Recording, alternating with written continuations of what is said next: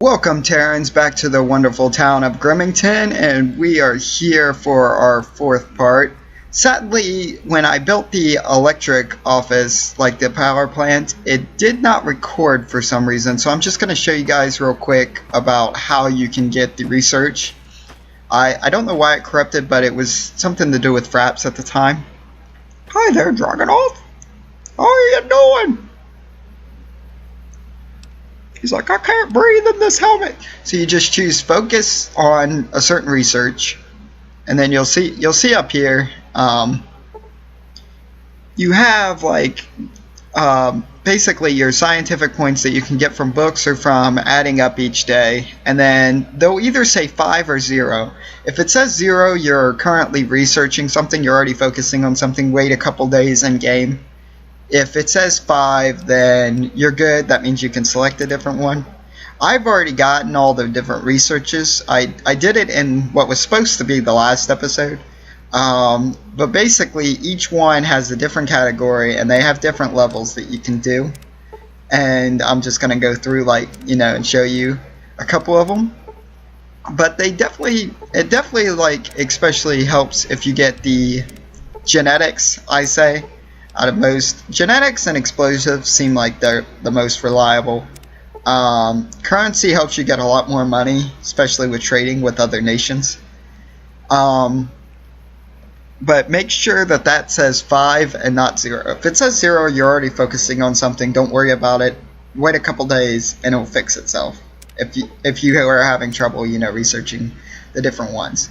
Today we're going to be basically focusing on 2 things. One, we're going to build a radio tower to get wastelanders, and the other one, we're going to build a line of hotaziers.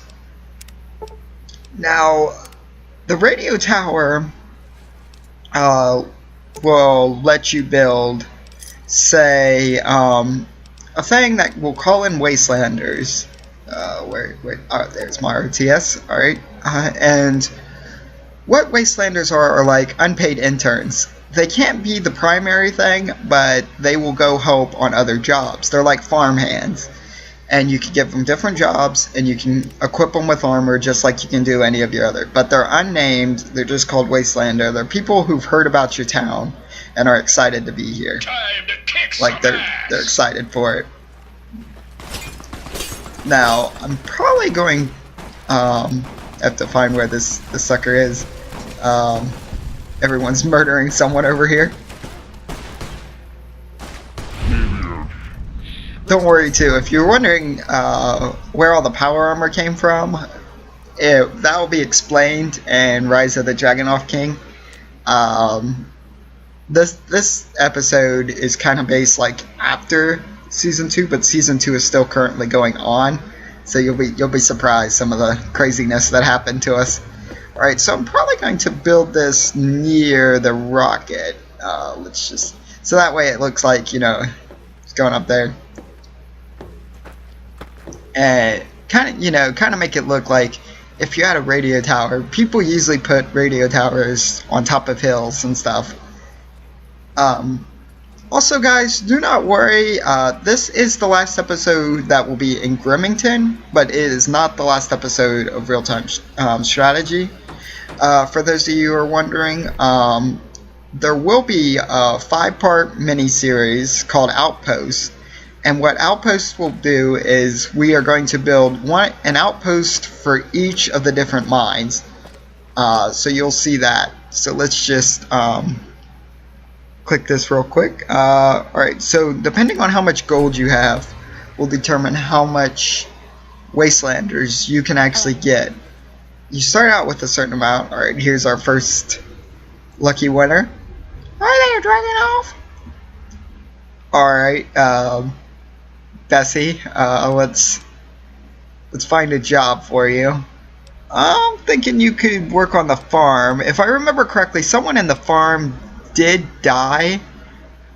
We do have a bunch here, but I'm thinking definitely farm. mostly because I believe someone did die on us. And basically, if you didn't have the genetics at the time, that farm will stay empty, and another farmer will not work on it, but they will cultivate it and stuff. So let's just give her some armor here. I have like so many different armors, and I barely have any weapons, but I'm a walking wardrobe. This is not good. Alright, let's give you... how about... Holy crap. That's a 32? It's as much as power armor. Alright, wear that. Alright, well, you definitely look like you're from the country or something. Alright, so now we have our tower. Our tower's on. It'll periodically give... The Wastelanders will find us and follow us until you give them a job. Basically, they'll just wander around and they won't stop until you've actually found work for them. Alright, so next we're going to arm this entire ridge just in case of war. Is that okay? The benefit of this is it does take a lot of scrap to build howitzers, and you can't just rapidly fire howitzers. You need ammo. The best way to get ammo is to trade with the boomers. I believe there might be a way that once you start getting mines set up, you'll be able to build your own ammunition, but until then you have to constantly trade with the boomers. So I'm just going to line up a couple here and make a rigid defense. Also, I'm probably going to spread these out. Yeah, I'm going to spread this out a little bit. Just because that way, you know, my people can walk through. For those of you who've played Real-Time Settler or Wasteland Defense, you know the problem of, like, your NPCs do not understand what walls are. They're kind of like drunk children or drunk birds or something. And they'll run into it, and then they'll be like, "Who put this here?" You know, which sadly I did put something there, but still, you'd think, you know, that you would see a giant gun. But this should be enough space, I would say. And I'm hoping more. I don't have any ammo, so I'm hoping more that it's an intimidation factor. That, you know, I have like 5 or so howitzers that I just built from scrap. Like, we MacGyvered some howitzers together. But I don't want to, like, you know, do too much where it would be unrealistic. Like, this is a little bit iffy about, you know, if you could have this many. But you could always say that you've searched some different military bases. Like, Nellis might not be the only base that had howitzers at the time. Things like that. And so... Now, pretty much, you can actually control the howitzers for those of you who's interest, but you need ammo, and then it'll basically, if you have binoculars, it uses the binoculars for the controlling thing, which it will tell you how to. Sadly, I don't have any diplomatic points with the boomers right now, but you can keep declaring your independence.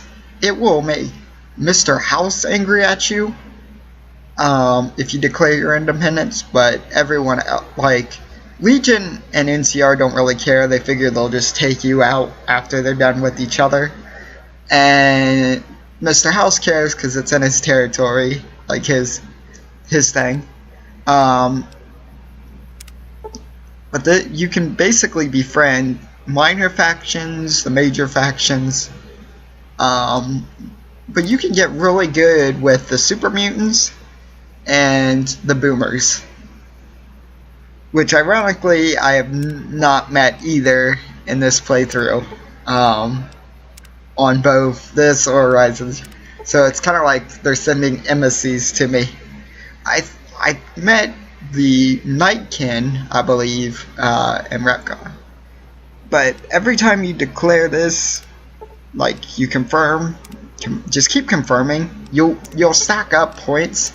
You just keep in mind you are making Mr. House angry, and if the anger continues like so much, like to a boiling point, you push him too far, he's going to declare war on you, and then you're gonna have, you know, a problem. I don't know how this will work if you've already taken out Mr. House and put like Yes Man in his place or something. But just keep that in mind. It's a trade-off. Everything in real-time strategy is a balance. So just remember, we will be doing a 5-part series. I hope you guys look forward to that. The first place, we're going to probably attack the most dangerous at first. We're going to attack probably Quarry Junction. So we'll be heading up to Salone. So this will be the first time you'll see that the Asorta series will actually beat the Rise of the Dragonov King series and getting a place. So I hope you guys enjoy that. So remember to like and favorite and subscribe to become a Terran today, and we shall see you next time.